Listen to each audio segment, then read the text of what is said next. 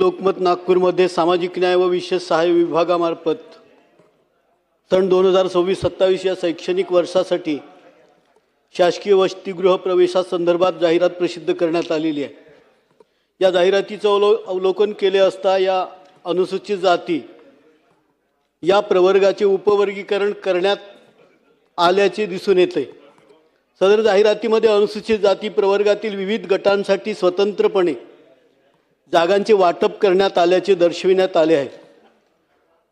महाराष्ट्र राज्यात तसेच संबंधित कायदेशीर प्रक्रियेनुसार अनुसूचित जातीचे उपवर्गीकरण अद्याप अंतिमरित्या लागू करण्यात आलेले नाही। या संदर्भात शासनाचा कोणताही स्पष्ट शासन निर्णय, अधिसूचना अथवा वैधानिक आदेश अस्तित्वात नसताना अशा प्रकारे उपवर्गीकरणाचा आधार घेऊन जाहिरात प्रसिद्ध करण्यात आल्यामुळे अनुसूचित जाती समाजामध्ये संभ्रम व असंतोष निर्माण होत आहे।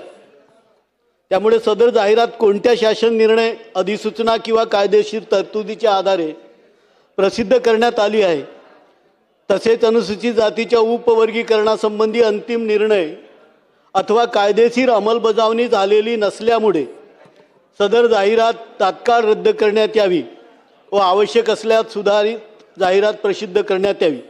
अनुसूचित जाती प्रवर्गातील विद्यार्थ्यांच्या शैक्षणिक हिताचा विचार करून या गंभीर बाबीकडे शासनाने तातडीने लक्ष देऊन योग्य ती कार्यवाही करावी, संबंधितावर चौकशी करावी व त्यांच्यावर कार्यवाही करावी अशी मागणी मी औचित्याच्या मुद्द्यातून या ठिकाणी करीत आहे। धन्यवाद।